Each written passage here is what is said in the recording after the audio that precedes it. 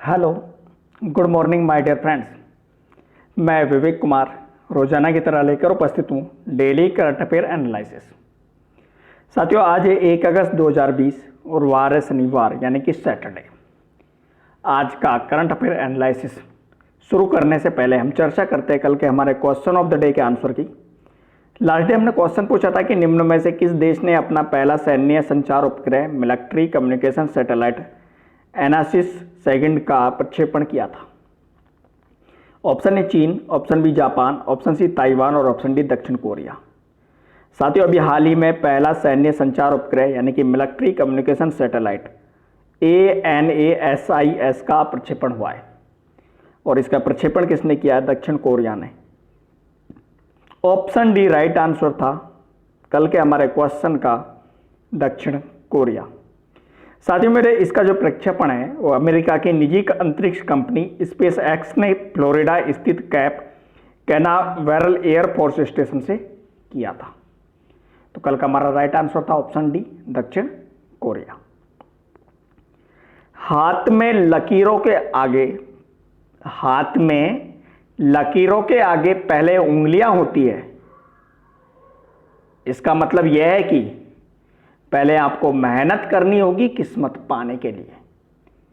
पहले में तब मेहनत करनी होगी किस्मत पाने के लिए।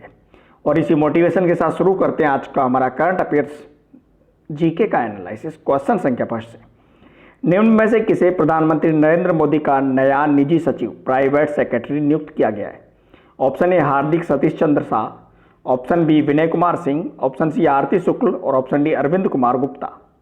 तो साथियों मेरे, प्रधानमंत्री नरेंद्र सिंह मोदी का निजी सचिव किसे नियुक्त किया गया है? वो है Hardik Satish Chandra Shah. Option A right answer है हार्दिक सतीश चंद्र शाह। हार्दिक सतीश चंद्र शाह जिन्हें कि पीएम मोदी का, प्रधानमंत्री नरेंद्र मोदी का न्यू सेक्रेटरी नियुक्त किया गया है, वह 2010 बैच के आईएएस अधिकारी हैं। वर्तमान में हार्दिक सतीश चंद्र शाह प्रधानमंत्री कार्यालय में उप सचिव के पद पर सेवारत हैं। हार्दिक पिछले साल पीएमओ में जाने से पहले पर्यावरण, वन और जलवायु परिवर्तन मंत्री प्रकाश जावड़ेकर के निजी सचिव के रूप में कार्यरत थे। नेक्स्ट क्वेश्चन संख्या 2, दिग्गज भारतीय घरेलू ऑलराउंडर रजत भाटिया ने क्रिकेट के सभी फॉर्मेट्स से संन्यास लेने की घोषणा की है। उन्होंने किस राज्य से अपने कैरियर की शुरुआत की थी? Option A Rajasthan, option B Maharashtra, option C Tamil Nadu और ऑप्शन डी दिल्ली। साथियों मेरे, दिग्गज भारतीय घरेलू ऑलराउंडर क्रिकेटर रजत भाटिया, जिन्होंने क्रिकेट के सभी फॉर्मेट्स यानी कि वनडे, टेस्ट, आईपीएल, T20 इनसे सभी फॉर्मेट से संन्यास लेने की घोषणा की है। रजत भाटिया ने अपना जो कैरियर था वो स्टार्ट किया था तमिलनाडु से वर्ष 1999-2000 में। शुरुआत की थी तमिलनाडु से, लेकिन सबसे ज़्यादा खेले दिल्ली के लिए। तो हमारा राइट आंसर क्या है? ऑप्शन सी राइट आंसर है तमिलनाडु। साथियों मेरे, रजत भाटिया ने 112 फर्स्ट क्लास मैच खेले, जिसमें 49.10 की औसत से 6482 रन बनाए और लगभग 28 की औसत से 137 विकेट लिए।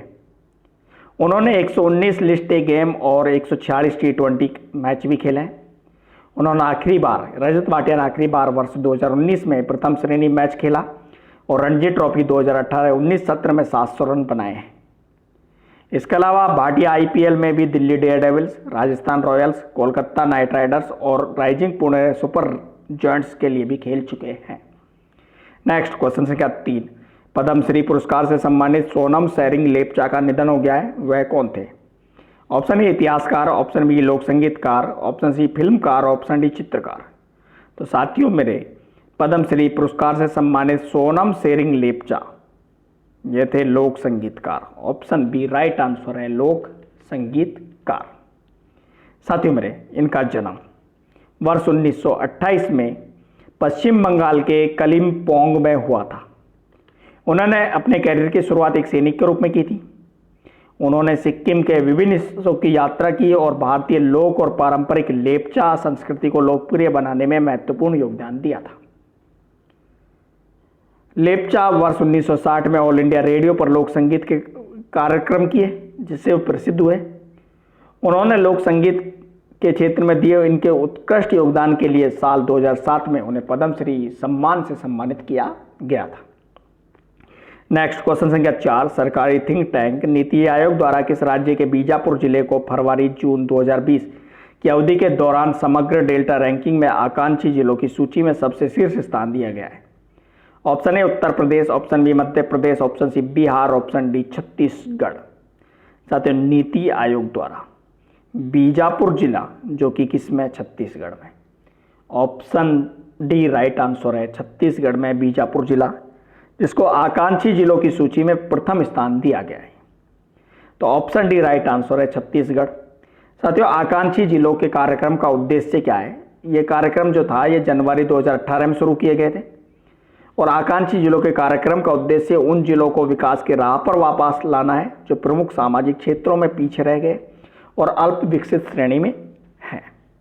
साथियों, नॉन डेवलप्ड जो सिटीज है उनको आगे लाना है और जो सोशल इस तरीके से भी पिछड़े हुए उनको आगे लाना है। साथियों, बात की जाए इसकी तो डेल्टा रैंकिंग 112 आकांक्षी जिलों में इस साल फरवरी-जून के दौरान स्वास्थ्य और पोषण तथा शिक्षा समेत 6 विकासात्मक क्षेत्रों में हुई प्रगति के आधार पर निर्धारित की गई है। इन क्षेत्रों में स्वास्थ्य और पोषण, शिक्षा, कृषि और जल संसाधन, वित्तीय समावेशन, कौशल विकास और बुनियादी ढांचा विकास क्षेत्र को शामिल किया गया था। इस सूची में पहले स्थान पर कौन है? बीजापुर, जो कि किसका? छत्तीसगढ़ का जिला। दूसरे स्थान पर मेघालय का रेबोई जिला और तीसरे स्थान पर उत्तर प्रदेश का बहराइच जिला रहे हैं। नेक्स्ट क्वेश्चन संख्या 5, निम्न में से किस डिजिटल वॉलेट कंपनी ने MPay.me नाम से एक नई यूपीआई लिंक सेवा शुरू की है? ऑप्शन ए मोबीक्विक ने, ऑप्शन बी फोनपे ने, ऑप्शन सी गूगल पे ने और ऑप्शन डी अमेजन पे ने।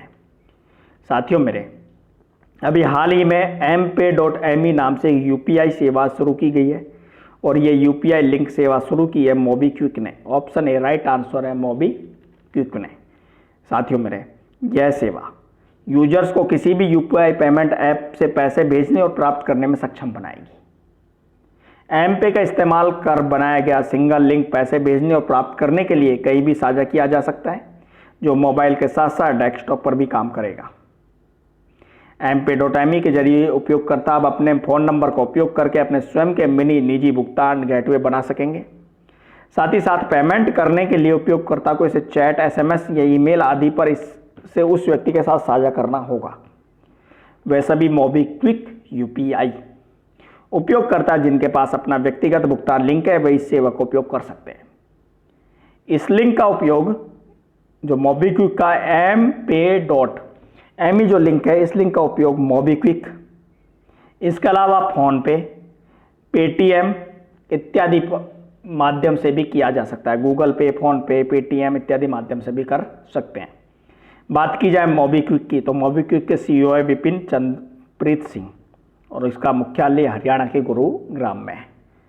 नेक्स्ट क्वेश्चन संख्या 6, प्रसिद्ध व्यक्तित्व अनिल मुरली का निधन हो गया है, वह थे? ऑप्शन ए पत्रकार, ऑप्शन बी चित्रकार, ऑप्शन सी अभिनेता और ऑप्शन डी राजनेता। तो साथियों, मेरे प्रसिद्ध व्यक्तित्व अनिल मुरली थे एक अभिनेता, एक्टर थे, अभिनेता थे, मलयालम फिल्मों के मलयालम अभिनेता थे।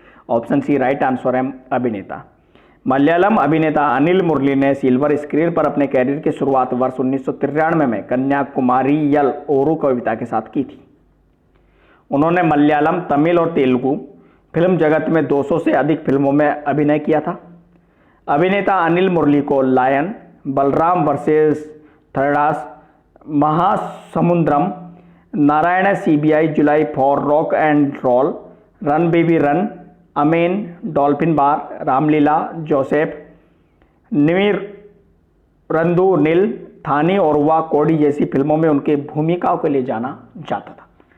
नेक्स्ट क्वेश्चन संख्या 7, भारतीय ग्रैंड मास्टर P हरिकृष्णन ने स्विट्जरलैंड में आयोजित 53वें बाइल इंटरनेशनल चेस फेस्टिवल के रैपिड सेक्शन में कौन सा स्थान हासिल किया है?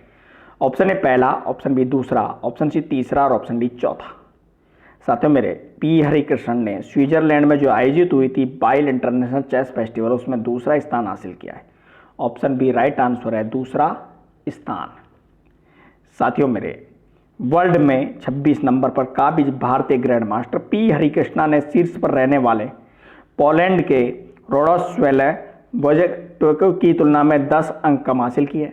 इससे पहले भारतीय ग्रैंड मास्टर 5.5 अंक के साथ एसेंटस चेस 960 टूर्नामेंट में शीर्ष पर रहे थे।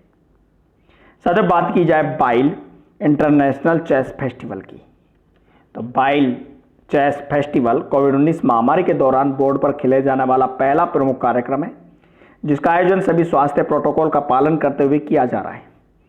शतरंज की बिसात पर खिलाड़ियों के बीच होने वाले टेबल की दूरी को बढ़ाया गया है और हर गेम के बाद सभी मोहरे, बोर्ड, घड़ी को पूरी तरह से साफ किया जाता है।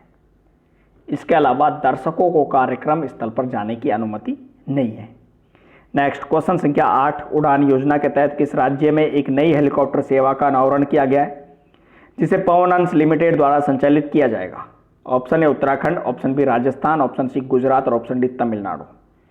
साथियों, मेरी एक नई हेलीकॉप्टर सेवा शुरू की गई है, जिसे पवन हंस लिमिटेड द्वारा चलाया जाएगा और यह किया गया है उड़ान योजना के तहत। उड़ान योजना के तहत किया गया है और ये किस राज्य में शुरू की गई? उत्तराखंड राज्य में। ऑप्शन ए राइट आंसर है, उत्तराखंड राज्य में। साथियों, मेरे उत्तराखंड राज्य में देहरादून, नई टिहरी, श्रीनगर गोचर मार्ग पर एक सस्ती हेलीकॉप्टर सेवा के तहत उड़े देश का आम नागरिक क्षेत्रीय कनेक्टिविटी योजना उड़ान RCS का उद्घाटन किया गया है। यह उद्घाटन उत्तराखंड के मुख्यमंत्री त्रिवेंद्र सिंह रावत के साथ केंद्रीय नागरिक उड्डयन मंत्री हरदीप सिंह पुरी ने वर्चुअली सेवा का उद्घाटन किया है, जिसे पवन हंस लिमिटेड द्वारा संचालित किया जाएगा। यह हेलीकॉप्टर सेवा सप्ताह में 3 दिन सोमवार, बुधवार और शुक्रवार को उपलब्ध रहेंगी।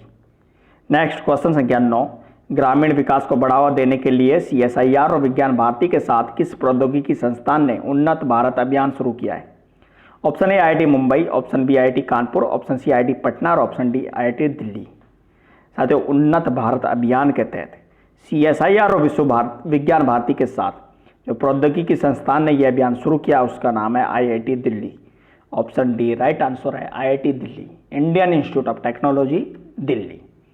साथियों, इस कार्यक्रम के तहत जनजातीय मामलों के मंत्रालय के तहत संचालित ट्राइफेड ने उन्नत भारत अभियान को लागू करने के लिए IIT दिल्ली के साथ एक समझौते पर हस्ताक्षर किए।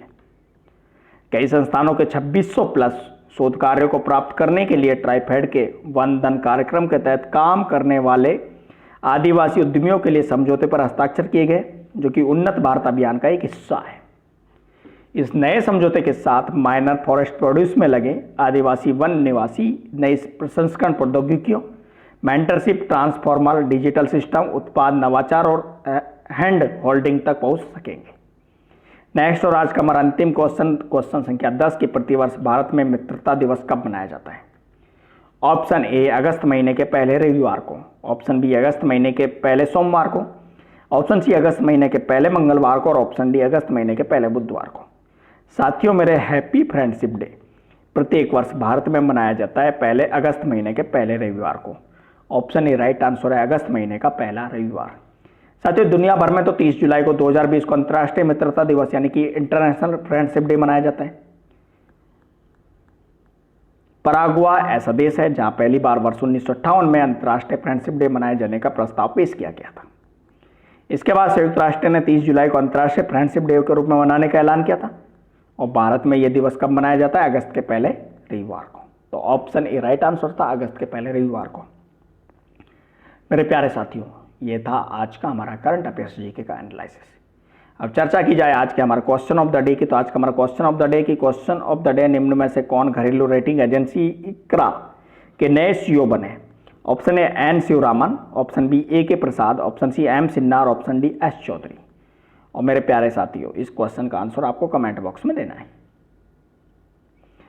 साथियों, मेरे वीडियो अच्छा लगा हो तो प्लीज़ एक बार लाइक जरूर कीजिए और लाइक के साथ साथ हमारे इस वीडियो को अपने दोस्तों के साथ शेयर कीजिए।